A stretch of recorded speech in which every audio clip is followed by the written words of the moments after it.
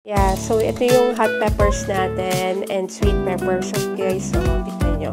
Malaki na sila. And may mga true leaves na. Ayan, kung makikita nyo. Ayan. Ayan na guys. Ito nga pala yung aming RC station. And ayan na guys. Yung ating tomatoes. Lahat sila tumubo na yung ating eggplants. Hello guys, good morning. Welcome to Andrea Judge TV.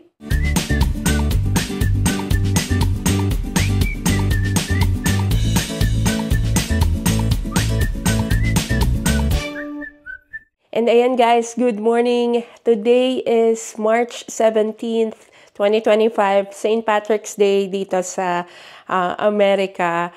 And ngayon, maggagawa tayo another update or garden video naman tayo ulit, no? Yeah, samahan niyo ako ngayon guys tanim ulit ng mga bagong seeds and also magta-transplant tayo ng eggplant sa bigger pot. Papakita ko sa inyo kung paano gawin yon. Actually, madali lang guys, pero isasama ko dito sa video. And syempre, unbox natin tong, unbox talaga. Buksan natin tong package na dumating sa atin galing kay Miss Adelina Woodward. So, ito na guys, yung inihintay natin, yung ating kangkong seeds. And umpisahan na natin siya para pag pwede nang i-transplant sa labas, ilalabas na rin natin siya para makatikim naman tayo ng kangkong dito sa Amerika. So, it's been a while since kami nakatikim ng kangkong and hopefully, mag-work yung kangkong dito sa Illinois, no? So, yun. Abangan natin yun. Yan. Umpisa na natin, guys. Ngayon, ang itatanim natin ngayon is yung mga seeds na to. So, yung bok choy, yan. Tanim natin yan ngayon. And also, yung peppers ko. Ito guys, yung mga peppers ko. Actually guys, dapat 8 to 10 weeks yan. Dapat kasabay siya nung, onion saka eggplant. Pero hindi ko nagawa. So hopefully, umabot pa rin siya. Kasi summer plant naman tong peppers. So tignan natin. Peppers natin and sweet pepper. So, sobrang daming bunga ng hot pepper ko last garden season, no? Ito yan, pakita ko sa inyo. And sobrang natutuwa ako kasi dami naming na-harvest. Tapos yung family friend namin, binigay ko sa kanila yung hot peppers. So, gumawa sila ng chili garlic oil or chili garlic. And hanggang ngayon, nakakain pa rin namin yon or ginagamit pa rin namin pag kumakain kami, no? So, sobrang sulit nung pagtanim ko ng hot pepper. So, hopefully ngayong taon din, maging successful tayo dito. Sobrang mahal kasi ng hot pepper dito sa Amerika. So, magandang choice na itanim yan. And, ayun. And first time ko magtatanim ng bok choy and etong ating kangkong seeds. And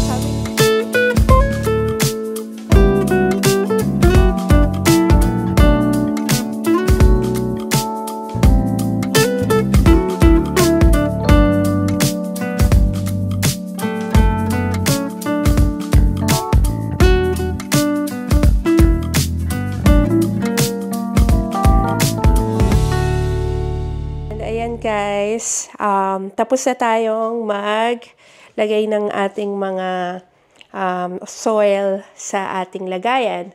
And ngayon, umpisa na natin magtanim. So, dito ko na lang ilalagay muna yung hot pepper, sweet pepper, tsaka yung bok choy, tsaka kangkong.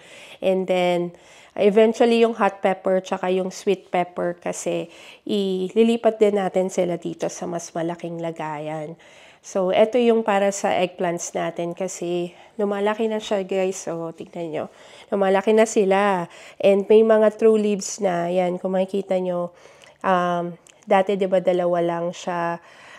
Ngayon, yan, 4 na. So, kailangan ko na siyang ilagay sa malaking pot para mas maganda yung tubo niya, lumaki pa siya lalo. And pwede natin siya malagyan ng fertilizer din. So, yun. And mamaya pakita ko sa inyo yung itsura na rin ng tomatoes na tinanim natin, no? So, Eto na. Umpisahan na natin. Samahan niyo ako. And syempre, bago natin pala itanim, thank you po ulit, Miss Woodward, sa seeds na pinadala nyo. And guys, ano to sa South Carolina sila. So, yan. Napunta pa, bumiyahe pa yung seed na yon from South Carolina dito sa Illinois. So, yan. Tignan natin. Ilagay ko ulit. Ito yung FB page ni Miss Woodward. So, send her a message if you like also to buy seeds from her. So, ito na guys. Wow. Ito yung mga binigay niyang seeds. Wow!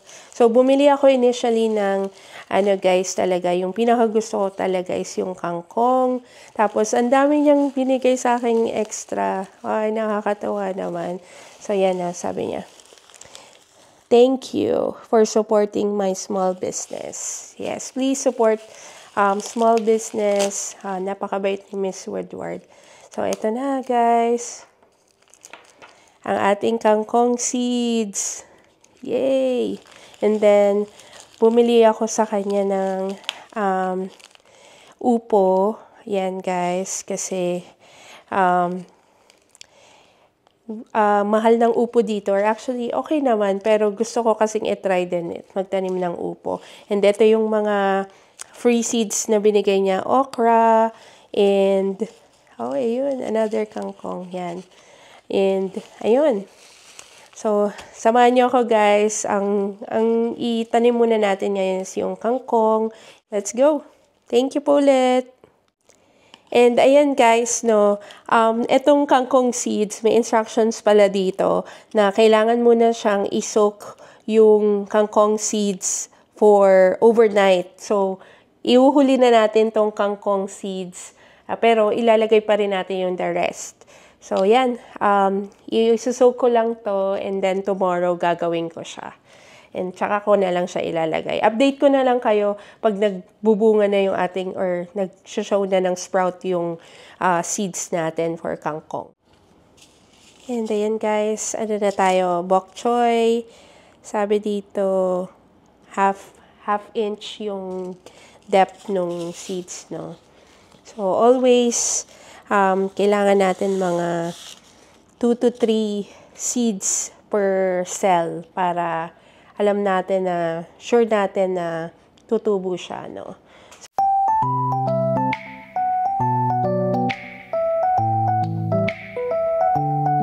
Next na is yung hot pepper.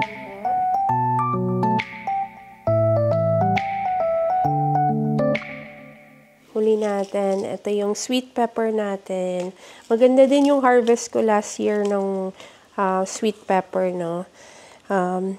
May mga malalaki tayong na-harvest, tapos may green, mayroong orange, na yung mga nag-red din. So, ayun.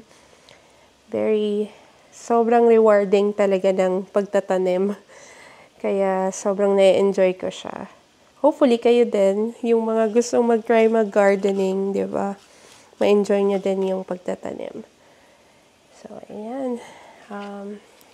We're done. So, ito pala guys, bago tayo mag-transplant, kasi hindi naman ganun karami yung soil natin, naglagay na tayo ng soil dito para pag-transfer natin, madali na lang, diba? Dahan-dahan lang tayo guys kasi meron ng mga, sa ilalim, no? May mga roots na tong eggplant natin dito. So, ilulusin lang natin siya paunti-unti. Saka natin i-transfer. Scoop natin. Let's see. Dahan-dahan lang.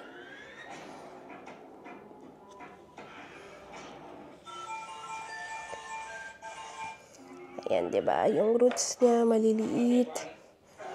Ilagay dito. Ayan. And then, syempre, sayang yung dito. Natin yung mga tirang. So, yung iba guys, hindi na natin ita-transfer, especially yung mga spring ano natin, plants. Hindi natin na siya ita-transfer sa, sa mga bigger pot. Di kagaya ng mga ganito. Kasi summer plants tong mga to. So, matagal sila indoors and lumalaki talaga sila. So, yan. Meron ako dito extrang mga soil. And ayan. Maganda na yung itsura niya. Diba? Maalaga. Mahirap talaga ang planting din, no? Kasi maraming alaga. Pero yun, natutuwa lang ako kasi nag-enjoy ako sa makita silang lumalaki. And ayun, parang stress reliever ko na rin pag araw-araw. Meron akong tinitingnan parati na lumalaki and ayun. And lalo na pag nagbubunga na siya, sobrang nakakatuwa kasi ang ganda nung makita yung mga harvest mo, 'di ba? So, ayan. Tapusin ko lang to guys, and then lagay natin doon, and then we're done. Thank you.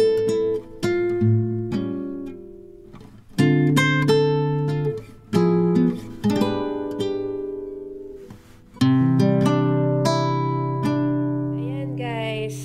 Kalat, diba? Mamaya na natin ayusin. And ayan guys, tapos na natin i-transplant yung ating tomatoes.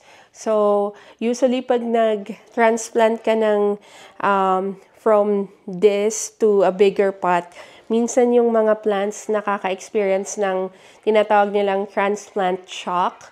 Kasi syempre, parang nabigla sila kasi it's a new environment, bagong lagayan, 'di ba? So usually pag ganyan, ang ginagawa ko, lalagyan ko ng konting ibababad ko sila sa fertilizer para makatulong sa pag-adapt nila sa bagong lagayan, no?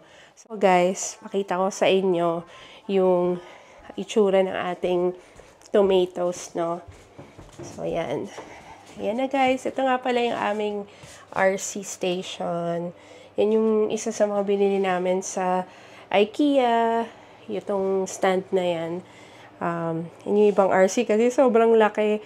Kaya yan lang yung nailagay. Yung dalawang crawler dito na lang sa aming table. Pag namin yan, gawaan namin. Ayan na guys. Yung ating tomatoes, lahat sila tumubo na. And actually, lahat ng seeds nag-germinate, no? Namili na lang ako nung strongest na seedlings. So, yan yung mga strongest seedlings na natira. And nakita nyo, yan na, nakakatuwa kasi ang dami na nilang leaves agad. And ayun, masaya ako dahil mukhang healthy naman sila tignan, di ba? And ayan, sama natin sila, lagyan natin ng fertilizer kasi meron na silang marami na yung leaves nila. And usually, ang pag-fertilize, guys, pwedeng once a week or once every 2 weeks. So, yun. And ito, dito natin ilalagay yung ating, yung tinanim natin today para mag-germinate sila. And ayan guys, tapos na tayo mag-ayos ng ating bagong seeds, ang ating hot peppers, sweet pepper, and yung ating bok choy. And tomorrow, ilalagay natin yung kangkong seeds. So, abangan nyo guys kung lahat ba ng ating tinanim ngayon ay mag-germinate. And ito na yung ating eggplants na transplant natin, at yung ating mga tomatoes, and syempre yung ating onions, no? And ayun guys, hopefully natuwa kayo sa video na ginawa ko, and abangan natin yung ating mga tinanim na seeds, yung ating mga seedlings, kung paano sila magta-thrive ngayong garden season, no? So excited na ako sa kalalabasan ng ating mga plants ngayong season and samahan nyo kami. Patuloy pa rin kaming gagawa ng mga nursing vlogs, mga sit-down vlogs, mga updates. And ayun pala, thank you sa mga nagme-message about nursing process, no? So, kung may mga tanong kayo, tanong lang kayo, magre-reply kami sa mga tanong nyo. And also, yung mga Buhay America vlogs namin, kagaya nito, and syempre mga travel vlogs, and malapit na ang ating trip sa New York. Excited na kami, and samahan nyo kami and visit natin ang New York City. Okay, bye guys! Thank you so much for watching. Take care. Bye!